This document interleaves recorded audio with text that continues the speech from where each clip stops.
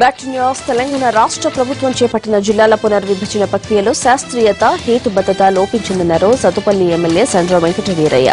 ఆందోళన చేసిన చోట్ల జిల్లాలు ఏర్పాటు చేశారని, మరోవైపు తమ పార్టీ నేతల స్వార్థం కోసం వారికి నచ్చినట్టు జిల్లాలు ప్రకటించారని సండ్ర ఆరోపించారు. అన్ని అర్హతలు ఉన్న సత్తుపల్లిని జిల్లాగా ప్రకటించాలని ఆయన డిమాండ్ చేశారు.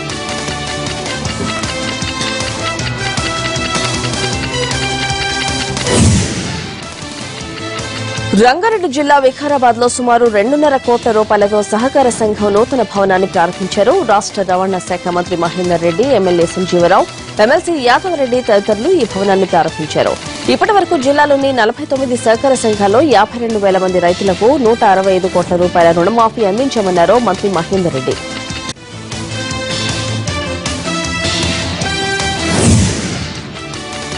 గుంటూరు పట్టణంలో మోడల్ పోలీస్ స్టేషన్ ఏర్పాటుకు డీజీపీ నండూరి సాంబశివరావు భూమి పూజ చేశారు. పట్టణంలోని శిథిలావస్థకు చెందిన పోలీస్ స్టేషన్ల స్థానంలో అత్యాధునిక సాంకేతిక పరిజ్ఞానంతో నిర్మించనున్న భవనాలకు శంకుస్థాపన చేశారు.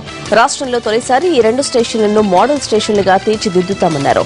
గుంటూరు, విజయవాడ నగరాలు రాజధాని ప్రాంతంలో ఉన్నాయని, దీంతో ఇక్కడ మోడల్ స్టేషన్ల నిర్మాణం ఎంతైనా అవసరమన్నారు.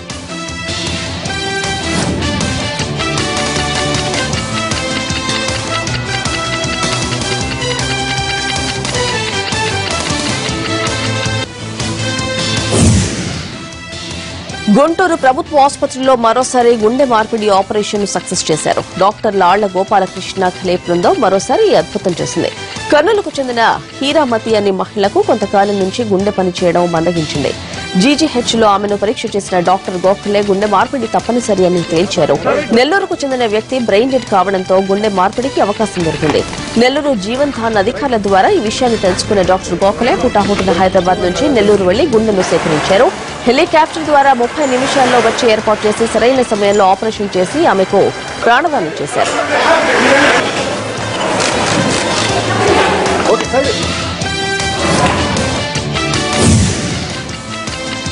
టిబెట్ పై చైనా ఆధిపత్యాన్ని నిరసిస్తూ కరీంనగర్ పట్టణంలో టిబెటియన్లు శాంతి ర్యాలీ నిర్వహించారు. కరీంనగర్ లో ఉన్న టిబెటియన్లు వారికి ఘన స్వాగతం పలికారు. భారత్, చైనా మధ్యలో టిబెట్ ఉందని, తమ దేశాన్ని స్వాతంత్ర దేశంగా ప్రకటించాలని వారు డిమాండ్ చేశారు.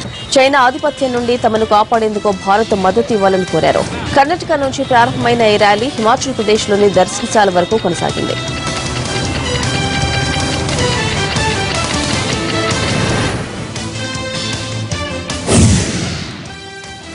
డ్రగ్స్ కేసుకు సంబంధించి దర్యాప్తు వేగంగా సాగుతోంది. దీంతో ఎవరెవరికి లింకులు ఉన్నాయన్న దానిపై లోతుగా ఆరా తీస్తోంది ఎన్సీబీ. మరోవైపు మిత్రుడి ఒత్తిడి వల్లే డ్రగ్స్ రవాణాకు ఒప్పుకున్నానన్నాడు ఎయిర్ ఫోర్స్ అధికారి రాజశేఖర్ రెడ్డి.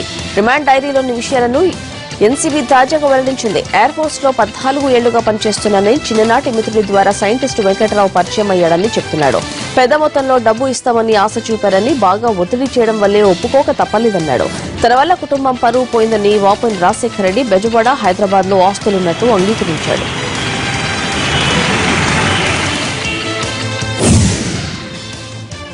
ఖమ్మం నగరంలోని ఇల్లెందు ప్రధాన రహదారిలో గుట్కా వ్యాపారం గుట్టురట్టయింది. మామిడి తోటలో కోళ్ల ఫారంను కేంద్రంగా చేసుకుని వ్యాపారం చేస్తున్న ముఠాను పోలీసులు అరెస్ట్ చేశారు.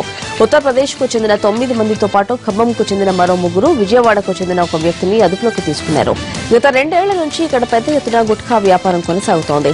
దీనికి కావాల్సిన ముడి సరుకు ఢిల్లీ నుంచి హైదరాబాద్ కు, అక్కడి నుంచి ఖమ్మంకు వస్తోంది. ఇక్కడ గుట్కా తయారు చేస్తున్నట్టుగా వరంగల్లో ఉంటున్న విజిలెన్స్ అధికారులకు సమాచారం అందింది. దీంతో వరంగల్ విజిలెన్స్ ఎస్పీ సురేందర్ రెడ్డి ఆధ్వర్యంలో దాడులు నిర్వహించారు.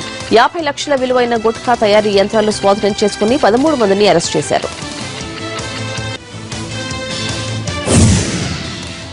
కృష్ణా జిల్లా నూజివీడులో ఓ ఘరానా బైకుల దొంగను పోలీసులు అరెస్ట్ చేశారు. సరైన పత్రాలు లేని బైకులు చెక్ చేస్తున్న సమయంలో 30 ఏళ్ల మల్లిశెట్టి నరేష్ అనే వ్యక్తిని పోలీసులు ఆపారు. వారి నుంచి తప్పించుకుని పారిపోయే ప్రయత్నం చేయడంతో అనుమానించిన పోలీసులు కాస్త గట్టిగా విచారించారు. ఇప్పటివరకు చాలా బైకులు దొంగతనం చేసినట్టు నరేష్ ఒప్పుకున్నాడు. ప్రస్తుతం తన ఇంటి దగ్గర 6 బైకులు ఉన్నాయని సమాచారం ఇచ్చాడు.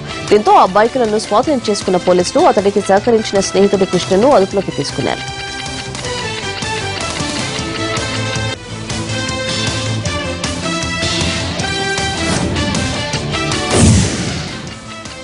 పుట్టినరోజు వేడుకలను ఘనంగా జరుపుకోవాలనుకున్న 3 విద్యార్థులు మృత్యువాత పడ్డారు. భీమవరం డిఎన్ఆర్ కాలేజీలో డిగ్రీ ఫైనల్ ఇయర్ చదువుతున్న సాయి తేజ, భాను ప్రకాష్, ఇంటర్మీడియట్ చదువుతున్న విద్యార్థి రాజేష్ లో పశ్చిమ గోదావరి జిల్లా పేరుపాలెం బీచ్ కు స్నేహితులు, బంధువులతో కలిసి వచ్చారు. వారంతా సముద్రంలో స్నానాలు చేస్తుండగా ముగ్గురు అలల ధాటికి లోనికి కొట్టుకుపోయారు.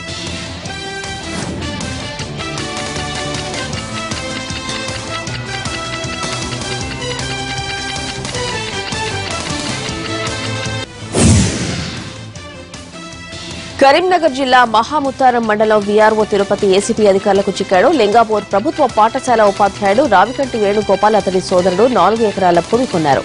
దాన్ని పట్టా పాస్ పుస్తకాల కోసం దరఖాస్తు చేసుకోగా 10,000 రూపాయలు లంచం డిమాండ్ చేశాడు వీఆర్ఓ. దీంతో బాధితులు ఏసీపీని ఆశ్రయించారు. అతడి ఫిర్యాదు మేరకు వేసి లంచం తీసుకుంటుండగా తిరుపతిని ఏసీపీ అధికారులు అదుపులోకి తీసుకున్నారు.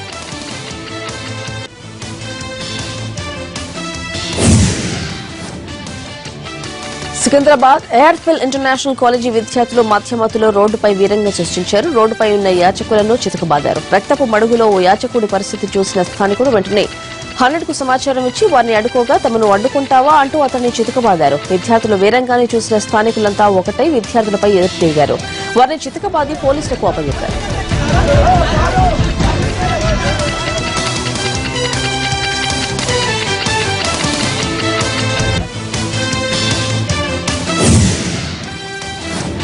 కరీంనగర్ అంబేద్కర్ స్టేడియంలో south zone national junior athletics championship పోటీలు ముగిశాయి. తెలంగాణ రాష్ట్రాలతో పాటు కేరళ, తమిళనాడు, కర్ణాటక, పాండిచ్చేరి, అండమాన్, లక్షద్వీప్లకు చెందిన 900 మంది క్రీడాకారులు ఈ పోటీల్లో పాల్గొన్నారు. 120 మెడల్స్ తో కేరళ ప్రథమ స్థానం, 101 పతకాలతో తమిళనాడు 2వ స్థానం, 59 పతకాలతో కర్ణాటక 3వ స్థానంలో నిలిచాయి.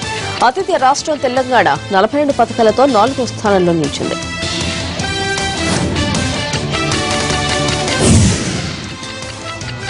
ప్రముఖ రియల్ ఎస్టేట్ సంస్థ పేరం గ్రూప్ మరో నూతన వెంచర్ ను మొదలుపెట్టింది. విశాఖకు అతి సమీపంలోని సంఘివలసలో గేటెడ్ కమ్యూనిటీ లేఅవుట్లను రూపొందిస్తోంది.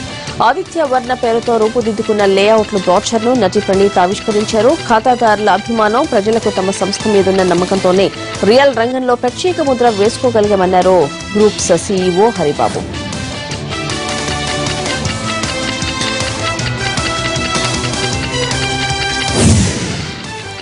మిలిటరీలో మరో షాక్ బ్రేక్.